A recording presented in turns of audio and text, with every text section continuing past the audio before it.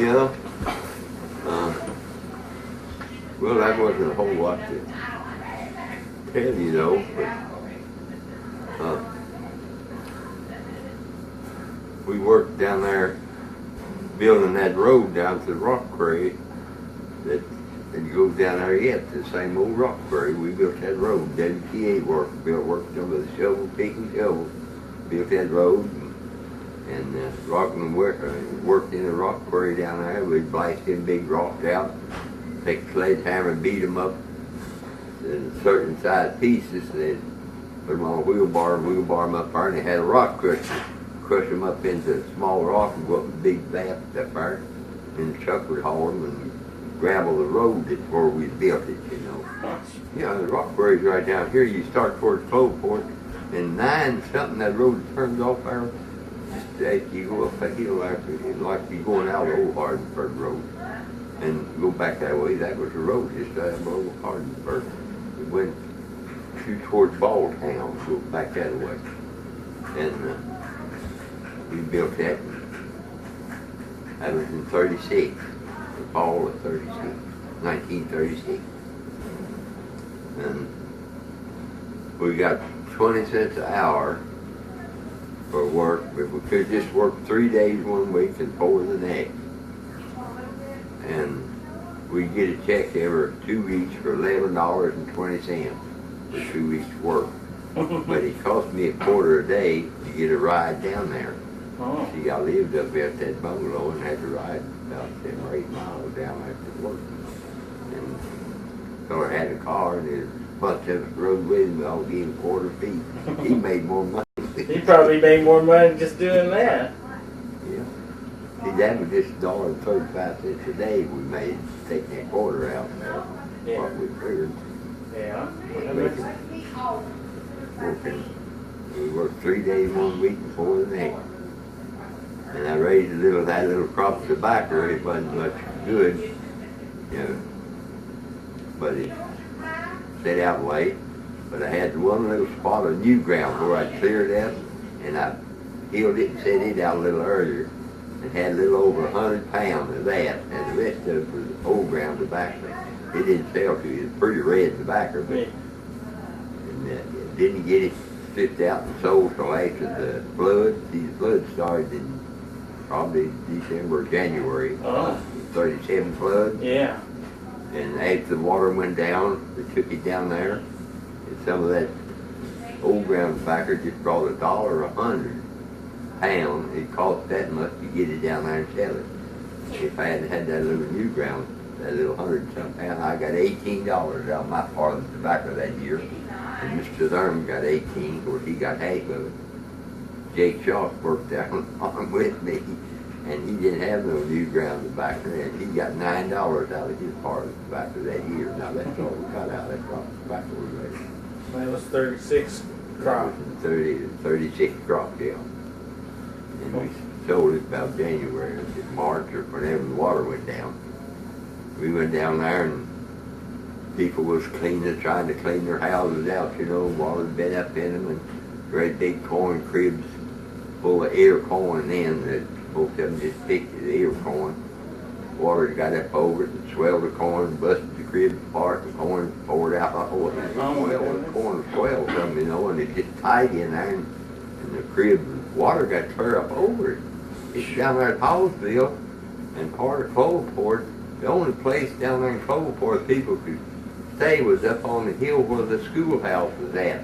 Water, that bridge that you cross there in Cloveport, the water was almost as deep as that door over that bridge. They couldn't get to there. Going in the boat, it was that high. And down Hallsville, that's low ground, and you'd like to run stuff down there. A lot of houses floated off and went down the river. Just the whole house, water just got up in them, you know, and they just raised up and took off. Some guy caught him a house down there and put a rope around it, chained to a tree and let the water go down. He saved that house. Well, They said they seen a big bunch of hay going down the river, big pile of hay. It was part of it was up out of the water, and they was cats and dogs and rats all hanging on to that up there. There wasn't nothing. It was right down that river. Yeah. It was terrible. Took off. You know, we didn't say Dad and Mom wasn't there. My dad and Mom wasn't. We went home with Lizzie. Jerry lived way down somewhere down there. We went to them, stayed all night there, and we come back and moved. We had our stuff, we hadn't moved in that house yet. Our stuff was out in that other house out there where Decker lives on out the road. Mr. Sergeant David helped us move, Betty helped us, we all moved up there. And I guess we stayed there that night, but we did stay one night, I think, with Mr. and Miss Arts, I think. See, Dad and Mom had done lived up there. Yeah. Please tell me y'all used to mill your own corn and everything too, huh? Yeah. We moved the corn up there. I had one hog, moved up there, and later on we killed that hog. Didn't get that part. Killed it and Had fresh meat. So where did you live after that? What was the next place you lived after that house? Or was that the house you lived in when Carol was born? No. See, we lived up there in the bungalow when we first got married. Well, that spring, after we got married that fall, old man Durham owned all that farm. He wanted to move back out the farm from Hardinsburg. Well, Mr. Sarge lived in the main house down below. So he wanted to move up there in that house, and me and Betty moved down a little house down on the branch, kind of between these two houses. And we lived there, and that's where Carol was born, in that little house. And then that fall, we moved back up there, and we stayed there 4 years there, in that bungalow. Then we moved to Kingswood, and lived about 2 or 3 weeks over in that old store place there in Kingswood. Then we moved to Sylvia's, there where I stayed 6 years over there. That's where Gilbert, Stanley, Paul was all born in that house. Then we moved, then I bought that farm down on the creek, and we moved down there. And Shirley was born down there. And it's unhandy for kids to go to school. See, the creek, head across the creek. Go to Westview. And just had a walk, plank about that wide, walk across it when the water was out. And I just sold it, and we moved back up there to the old drain place and worked for Alan. And both from there down here, that's all the moving we ever done. That was the job, getting across that creek down there. That spring, we lived down there. The water would get up in that, of course, sometimes it'd get up real high, but it was up over that wall about that deep. You couldn't tell where it was at. And as I put on the gum boots, I just waded across that field with my feet. If it had been a log coming down there, Paul got sick, and I carried him across that creek, wading on that wall. Took him up to Owen Wheeler's up there where Jasper Cocker used to live. And Owen took him out Hardinsburg to the doctor. John Kingsville. He had pneumonia. And Betty said to Stanley, it wasn't even Paul. Because Paul was about a year and a half old, and Stanley was over 3 years. Yeah. You remember you're the one that carried. I told him I had a blanket right and carried him in my arms. Dr. John looked down and said, he's a sick boy. He said, you got pneumonia. You take him out. He said, you got pneumonia. I gave him medicine. Yeah, he used medicine. So he's back to him all right. Which of your brothers and sisters do you think you were closest to? Well, I liked all of them. Yeah. It wasn't just, They're all different and kind of the same too, huh? it's like my kids, I think. Much one of them to do the other, I reckon. Not like my old grandmother. My dad died in 44 in April. And she just lived in Indiana. They brought her over and she seen him. And I knew about that. And she said, well, that's my favorite child. And she did. She always went for Bud. She called him Bud. Anything she wanted to do something, she always went to Dad. Of course, the others, they didn't do like he did. They just thought that was something else. And She died that fall in Indiana.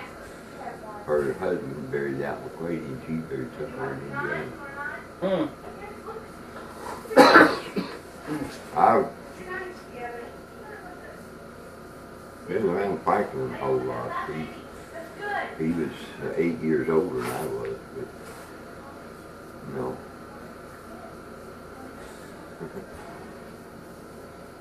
He was born in 8, and I was born in 7, 7, 8, 15. He was born in 8, and I was born in 15.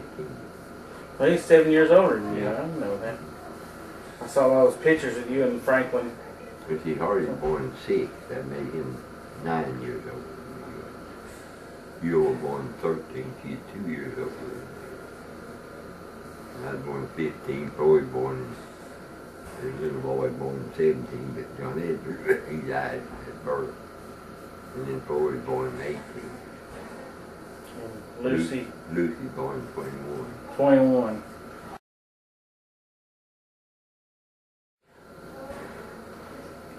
Yeah, she's buried in McQuady, and he's got a long monument like this up there, old one. There, and got her name on it. She was 13, I think, when he married her, and he had his, I think his name's on there. But let's see, I don't know, I must not have been over 5 years old when Aunt Pauline died. He'd tell on the monument, I don't remember, but anyway, I remember going up to Kirk. Dad took us up in the buggy, and I was very big. So I remember seeing her. And the last time I seen him was when Grandpa died, and I was 8 years old. He come out to see when Grandpa died. He told all of us that Grandpa. And Grandma, well, he like to died when they hadn't been married just a little while when she died. She took typhoid fever. And she got a little better, and him and her went to a picnic, 4th of July picnic out of Harvard. Said Dr. John Kitchelow seen her out there and told her, "Oh, you ought to be out." He said, "You ought to be out like this." And she took the back test and killed her. Yeah, that's John picture. That's her picture in there on the wall.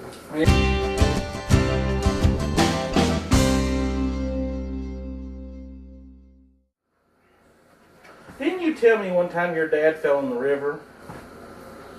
Yeah, when he was a little feller. I told you last night or the other night. Yeah.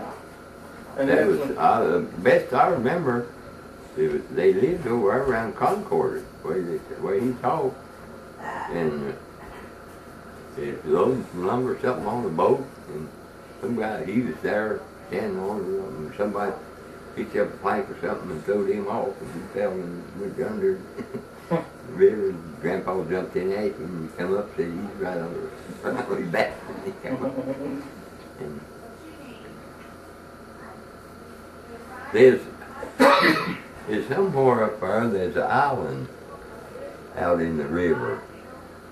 Somewhere I've heard Dad tell me about that, that him and some boys used to swim over there to that island, and said that he swam over there one time, said he just barely did make it. He just give out before we got there. And said they'd go over there and hunt turtles. Them big turtles would get up in that sand and dig holes and lay big piles of eggs. People used to get them eggs and eat them, when this crazy just laid big old turtle. And said he got him a dry chunk to hold on to coming back. It kind of helped him, he wouldn't go under so bad, swung back there. Said he get out. Just use that like a life preserver, huh? But he grew up in mostly Concordia, then Meade County. Well, I think so. I think he did. And his mom was over in Indiana. And his dad was, where was Grandpa Reuben from? Did he ever say whether he's from Indiana or? I never did hear him say on it. They just said something about him being come from, what did I say, Pennsylvania? Pennsylvania and Ohio, yeah. Somewhere there. And Stephen said found out something that Grandpa was a tie maker, and he thought he was making both ties. It wasn't they made ties, you know, they used them with a broad axe. I got them with a broad axe. He's the one up here in the garage. They were that wide, you know, and they'd sharpen them and they'd use them ties to make a square. You know, it wasn't square, it was wider than it was thick like that.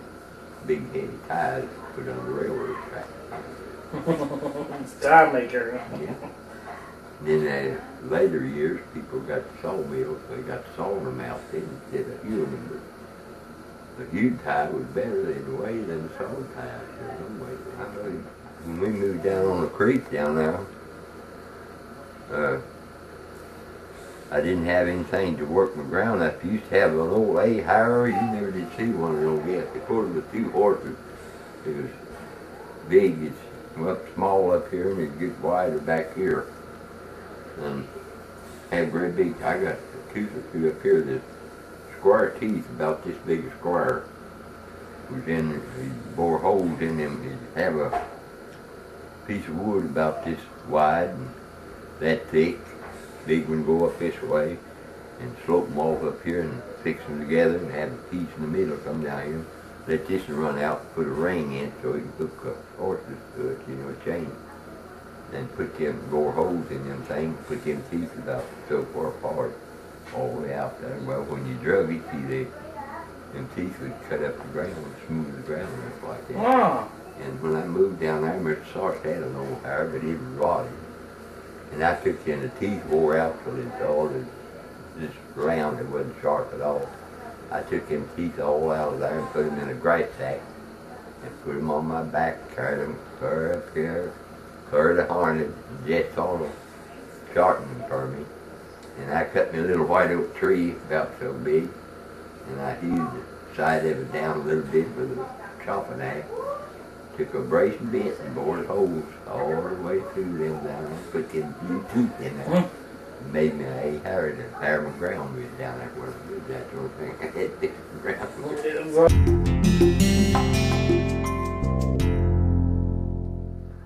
Do you remember the day you became a daddy? Yeah. The night. The night that you became. Yeah. We lived down in that little old house on the bank, and one Saturday night, she thought she was going to have the baby. I went over across the creek and got the old colored woman over. Get that off, and I got where I can take the Robert's woman. I can take it. Aunt Beulah, Robert, brought her over there, and she thought maybe she's going to have it, and went on for a while. She didn't.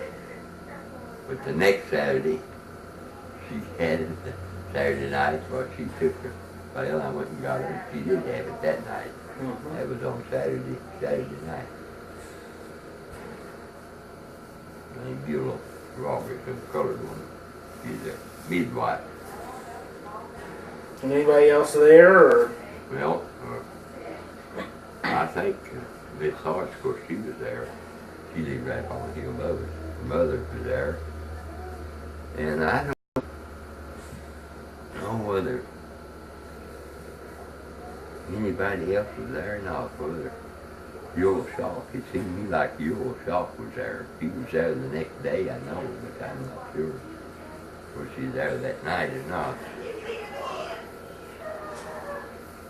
And then when Floyd was born, we lived up in the bungalow, 36. I was working down on the WPA. Yeah.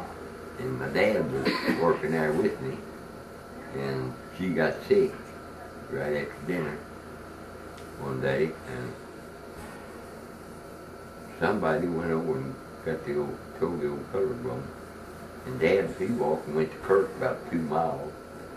He got Mr. Emery, Mason Emery, run a grocery store there, and he had a car. He got him to go after me. He went over there and got me. When I got home, baby done born. So you weren't even there when Floyd was born then? Huh? Yeah, I wasn't there. Do you remember where the name Floyd came from? Remember how you got the name Floyd, or Maine. how you got his name? Oh, No, I guess we talked about it before then or something. I don't know how. She mostly picked out the names and way. And boy, Elsie, I don't know whether we even know Elsie Anderson then or not. I just doubt it. I don't Yeah. remember it. Mama said she thought Elsie was after him, after Elsie Anderson. Well, she might have It been. might have been. I mean, we might have seen him before, and I guess we did. See, Elsie married, first wife was Margaret, and they had them 4 kids. We stayed all night with them. And 2 oldest girls was right smart older than them 2 youngest ones. Of course, one of the oldest ones died. I can't think of her name. Anyway. And I know she talked about Shirley being called her. I forgot what. She talked about calling her something, and she said something to Carol about it. Carol said, "Oh, call her Shirley May." She then called her Shirley something else. But Carol said, or Shirley May. She told her he was one of them, and Carol, he's 10 years old. He said, "Call her Shirley May." Well, he named her. She was born before a long time before we lost her. So My the mom. water was up, or Huh? was it because of the creek, or? Well, yeah, the creek was out on the bank. It's the only way you get in. You'd have to go up the ridge and go to Sea Reed. And you come down that way. And I went up there, and the neighbor lived up there, Mr. Smiley. And he went with me up to his daddy and mammy lived in Sea Reed. And she had a telephone. Went up there, and sometimes she was midwife. And we told her the baby's already born. But she was getting real old and said she didn't know whether she could handle that or not. And I said, well, just call Dr. Matthews, Orange. So she called off.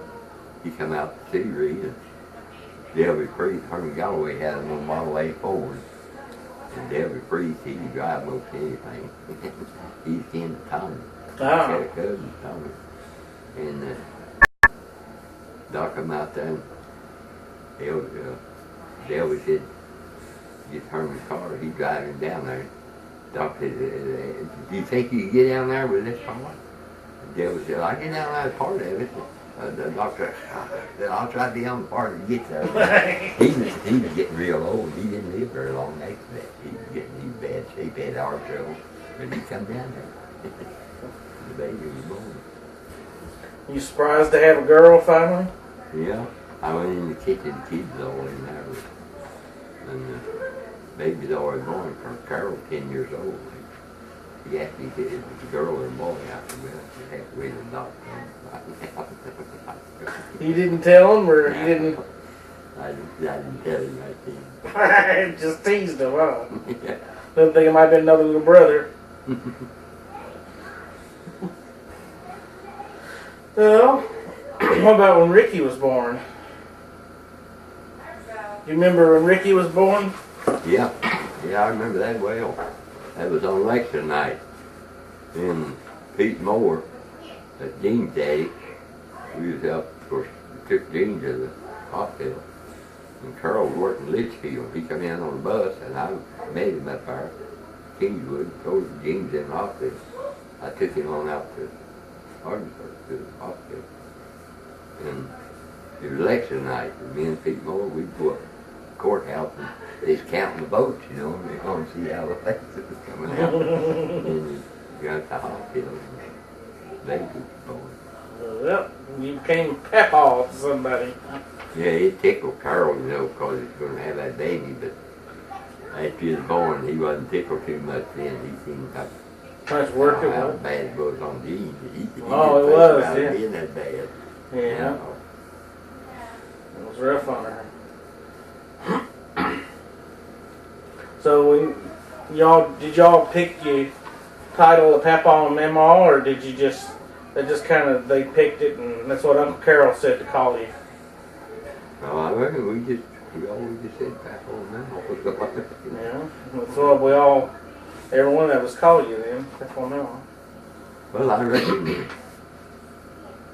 reckon our kids called Dad.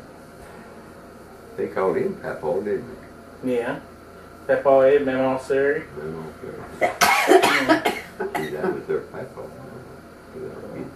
Oh, you want Papa? Well, last time Dad come down home this fall before he died, we lived down on the creek.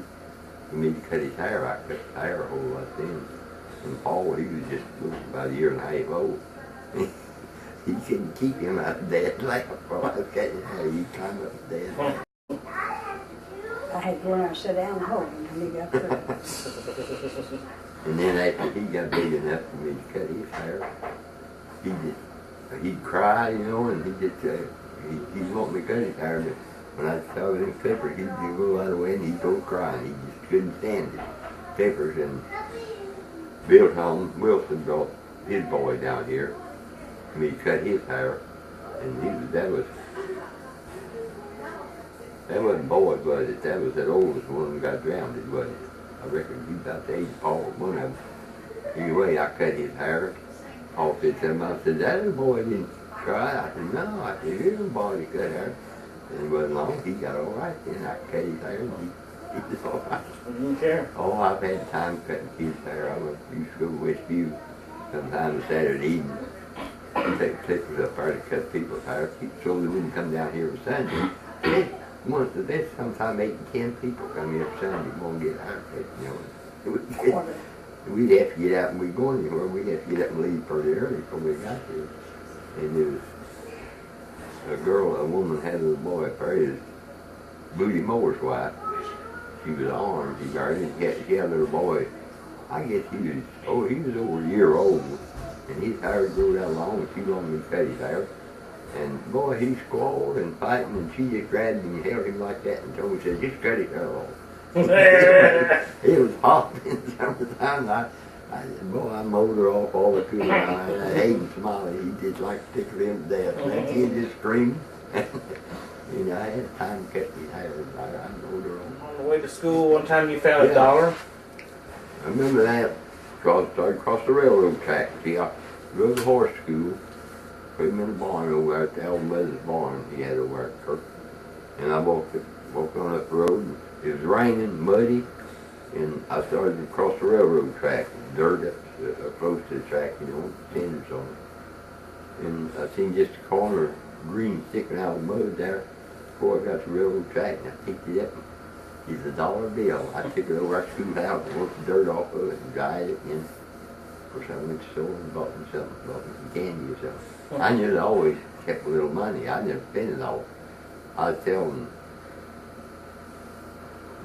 Shirley the other day, one time I just had a nickel and I wanted some candy, and I bought me 3 cents worth of candy, so I'd have 2 cents left. You gotta have some sense anyway. We just have a little old leather, like pocketbook, you know, and come up here and snap at the top, you know, and we keep change in it. And I got a hold of right smart change one time. I remember that. I was going to school, and I poured it out in my pocket so it would rattle, you know, when we was playing ball when I'd run, so the kids would know I had money. I remember that. Yeah, I poured that out in my pocket so it would rattle.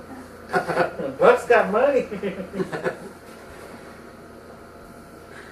Oh. Of course, it wasn't very much.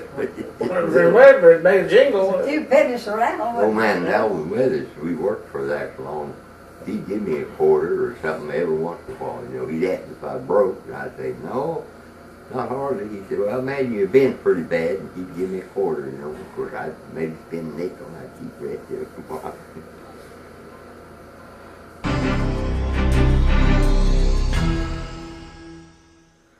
Well, is there anything you think you'd change if you had it to do over? Not getting married, I guess. No, I don't know. I just love for some young people to know how things was back about the time we got married. You couldn't get a job on the farm. The fellas had work for you to do, but they didn't have no money. Big farmers didn't have no money to pay you. If you get a job at all, you get 50 cents a day. Work from sun up to sundown, you get 50 cents. But they didn't have no money. That old man Withers on that big farm just below. I'll tell you the other night about. I told somebody about that Withers farm, just over there, right across the road from the bungalow where we lived up there.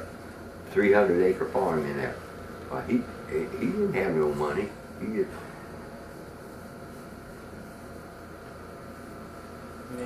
didn't know nobody. I don't know where the money was all at, but there wasn't anybody had any money. Yeah, through the 30s. It wasn't long in the farmers, the banks went busted, you know.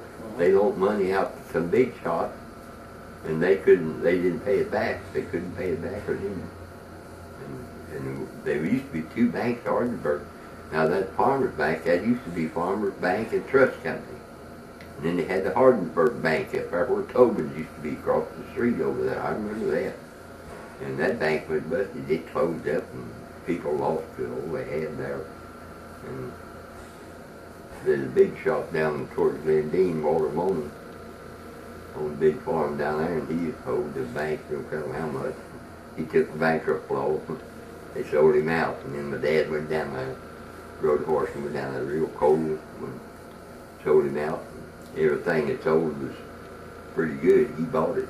And the other paid out about 25 cents to the dollar, is all they got out of it. When people had the money in the bank, lost it. My dad told me about an old man that he knew at Hardenberg told him he like went crazy. Said he had a little money and talked to that old Hardenberg bank over there. Froggy Miller worked in there about putting his money in the bank. He said, yeah, I said, put her in here. I said, showed him, said, we got a vault here, you put that in, anytime you want, you can get it. And he put it in there, and it wasn't very long, that bank was closed up. Well, Speedy Robinson, Daddy, Uncle John Keel, he liked to went crazy. He had a little money, and he said, I made that with these hands here. He lived on the creek. He'd dig the bank down on the creek bank and raised a lot of crop, all the crop he could. He had a little money put in the bank and went busting, you know. That was before they had insurance in, I guess, at the banks. He So went now they say crazy. the government will pay it if the bank can't. Okay. That would be scary. I knew that old fella. Yeah, I see.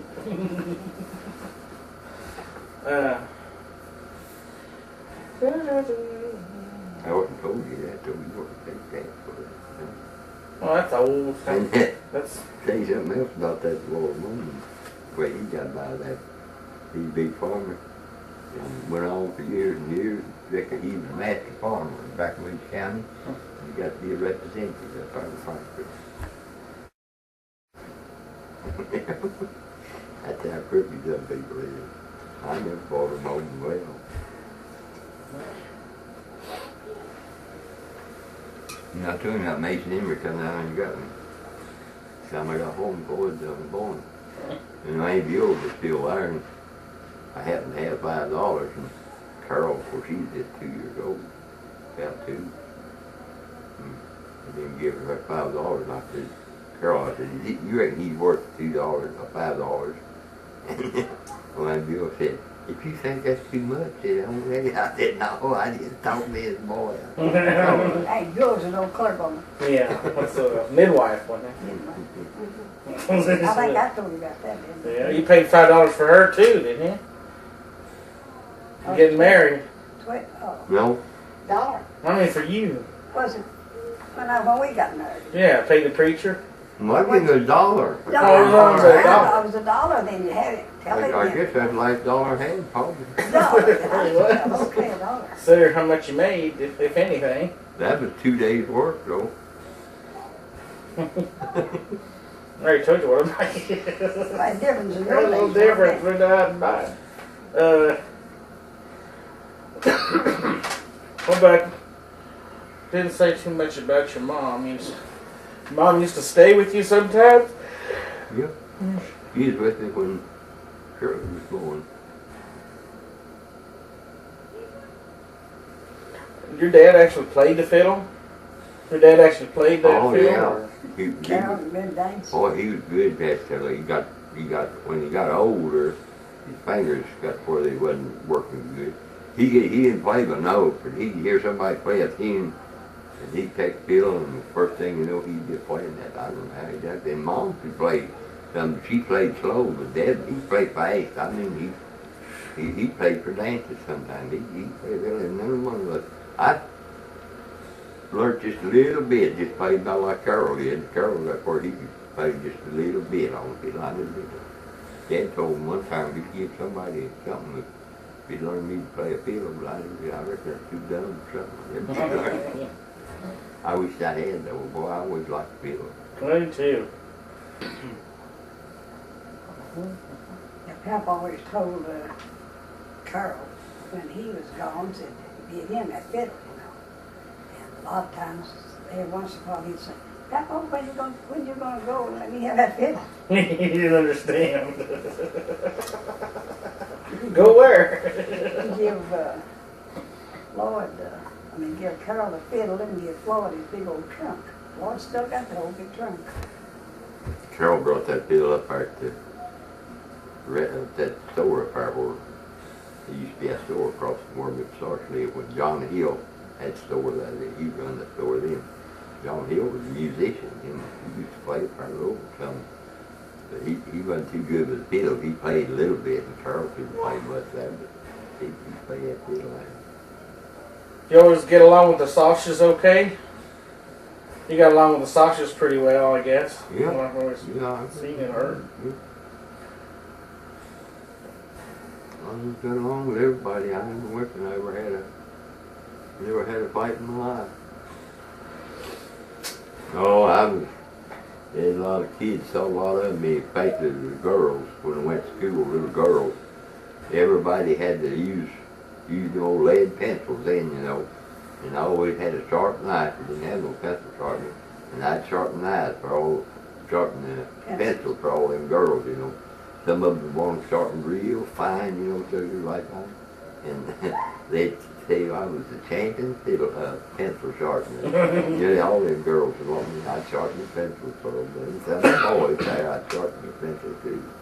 A lot of kids didn't. Sally Withers, at times, when her dad, her mother died, she told him out there at the funeral home, we were out there. That's when her dad died. Yeah, she told him, she said, I'll never forget how you sharpened them pencils. He was a champion pencil sharpener. She died here some time ago. She had cancer. She's 5 years younger than I was. She's married a guy and lived in New Jersey. One girl, Sam Miller's wife, she was a wizard. She was late with his daughter. She's still living out here. She lives right across the funeral home. I haven't seen her for a long time. Sam Miller was elected sheriff one time and county court clerk. He's been dead for a long time. Mary Ely with it.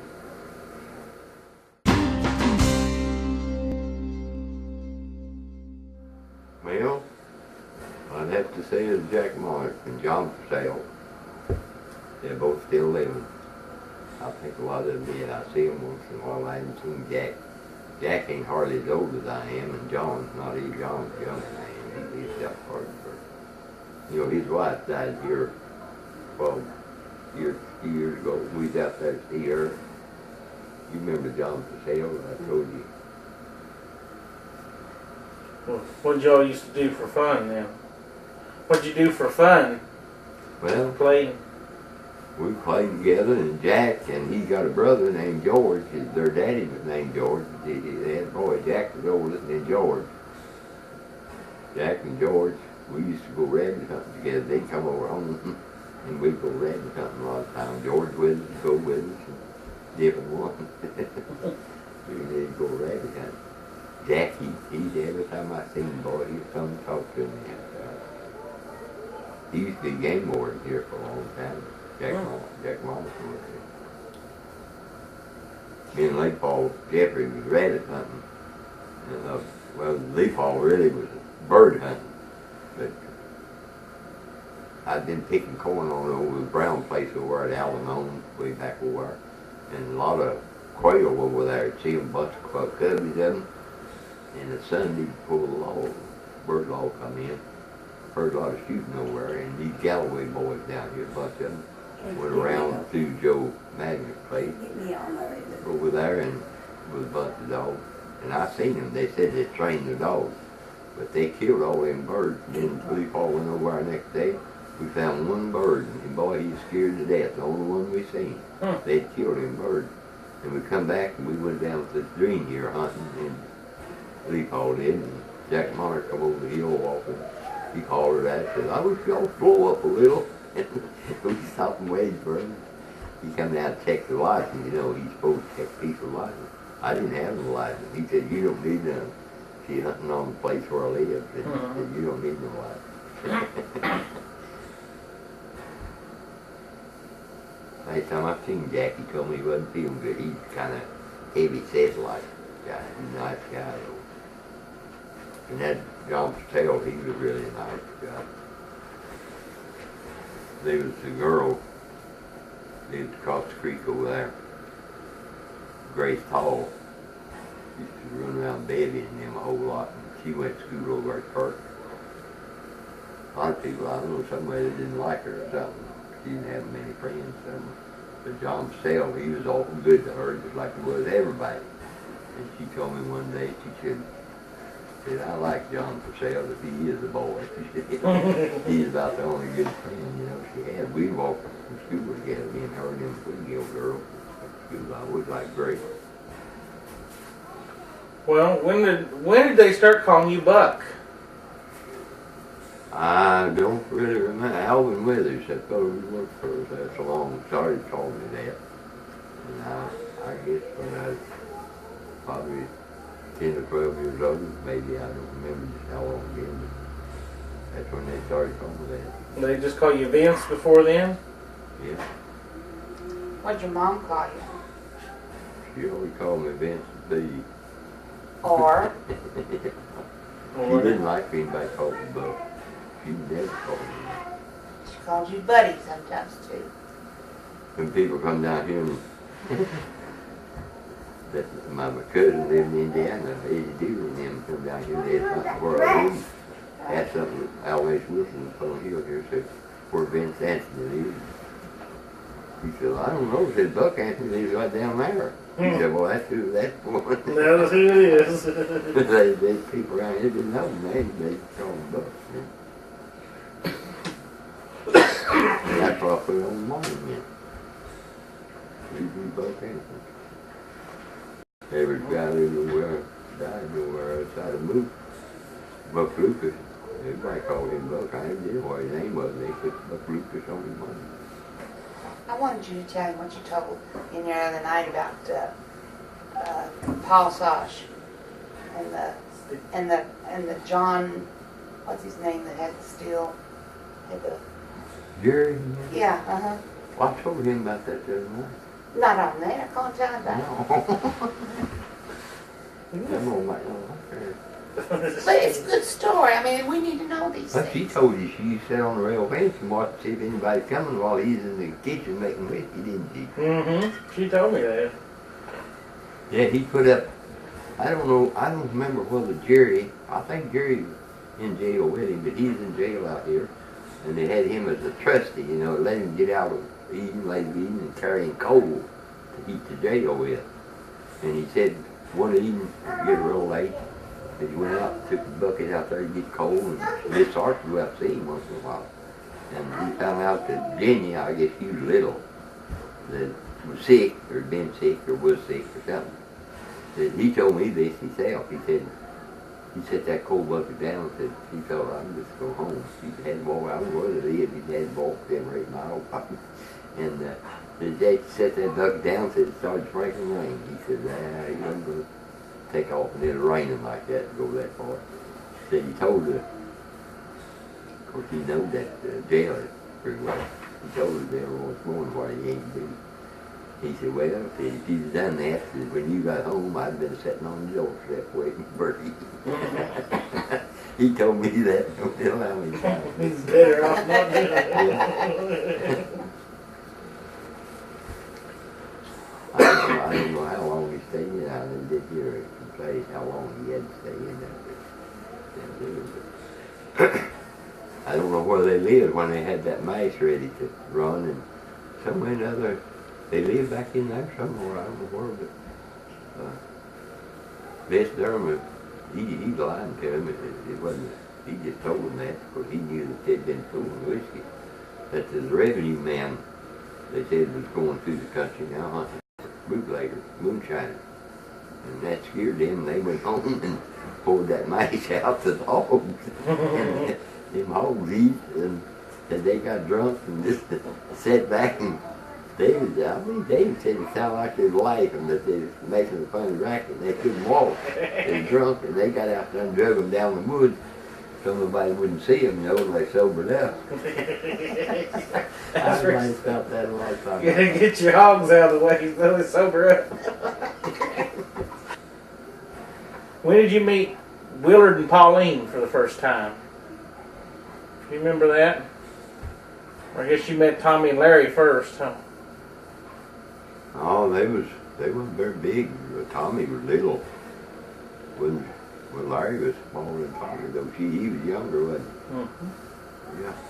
Boyd and Tommy, Boyd used to go with Tommy.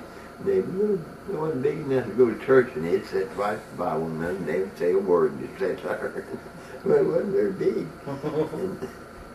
And I reckon they started coming to Westview Church as soon as when they first moved down in here. They probably lived in Harnage a long time. He told me about living in Harnage before they moved out here. I didn't know them then, but I reckon I don't know where they lived before they. You were at Irvington for a while. Yeah. It was when they built that first house up here. Carol and Lester Arnold built it. Mm. And I helped. Well, they were living in that old house in Westview where Stanley lived for a while. They lived in that house there where Reed Norton died, that White House across from Jake Williams up there. That's where the snake got in the house, and Willard got a rifle. She and Pauline jumped up in the chair and said somebody had come along and seen him. He's talking to old Willard James Cheeser. That snake got on the bed and got up in the bed swing in the bed, and he tried to shoot that snake with a rifle. I reckon that might have been before they built that first house. See, that's where Craig lived, Mm-hmm. Carol and Lester built that. And then that other house where Tommy lived, of course, been a lot more built to it.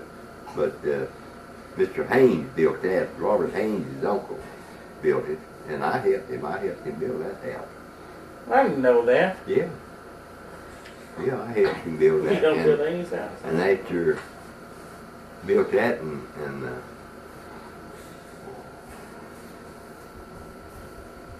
Robert Haynes married Peter Roberts' girl, Margaret. He had Mr. Haynes as his uncle built him a house up there, but Herman Galloway's up there along with them houses at. And Robert come down here and said Mr. Haynes wanted me to help him build that house. I told him it was in the spring and I was putting out a crop. I told him I couldn't do it. I had to work. I had to put down a crop. I couldn't help him. And he wanted me to help him build it. And the old feller was helping Mr. Haynes build that house there where Tommy lived. We put white shingles on it on the outside. Mm-hmm. And I'd put shingles on the floor. And that old man had been working for him. He's from Irvington. I can't think of his time. I know a lot of people that name, but I can't think of it. We put white shingles on the first side of the house like that, and I put a line across there, You got to get them started there. And he'd come along and put them on, he'd button them up square like that, but they were going down just a little. And he's driving nails to them. I know that he's running that. By the time he got to the other end, he wouldn't have been covering nothing. See, if it don't fit level when you start, they had a big thing sitting there with a blade on it, you trim that in off a little so it'll fit there when you start. And so they'll set level. They're supposed to sit on top of their mothers, just sit on that to catch that anyway. And I hate to say anything to him, but he was driving them down there. And had to take them off. He put them down and he run them things. And he worked for Mr. Haynes a long time. There's two guys that helped me, and I can't think of their name now. Yeah, Mr. Haynes, he liked me. He wanted me to help him.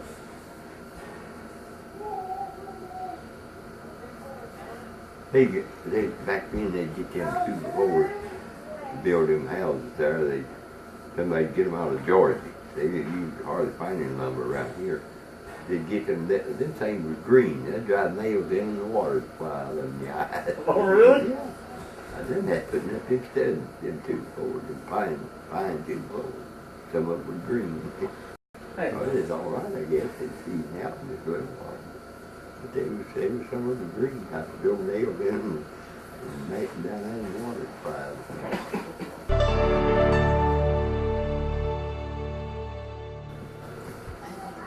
I lived up on that little greenhouse 4 years. Uh-huh. Wasn't very much room in it. I was aiming to leave. Alan didn't want me to. He told me, he said, if you stay, he said, I'll get you a little house, or I'll build it. He said, I'll build it. He ain't building one across the road from where this new house is built up here where Charlie lives, you know. Mm-hmm. He ain't built one in that field cross. And went on, got late. Of course, he didn't have time to build it. He come down here and tried to buy this place. Ambrose Henning owned it. What it wasn't this whole farm then, it's just 17 acres on this side of the tobacco barn. Didn't take the tobacco barn. It was an old barn where we built it. We run over to that fence. It's 17 acres here. And Ambrose Henning owned it. Alan offered him $3,000 for it. And he said, well, if I can find another place, I'll sell it to you. Went on a while, and he couldn't find no place. Al come down here and said, thank God, said, I'll tell you what, said, if you move, I'll give you $3,500 for it. Ambrose said, well, I'll move some for it. So he sold it to him. $3,500, that's a lot of money, didn't it? Yeah. And then I moved down here. Of course, I've been, that was in 48. When I moved here the 8th of December. And they're supposed to be 52 years, the 8th of December. Mom says she was riding her tricycle around. Someone had a hammer. They had to keep chasing her. She kept stealing the hammer from them. She was cracking walnuts.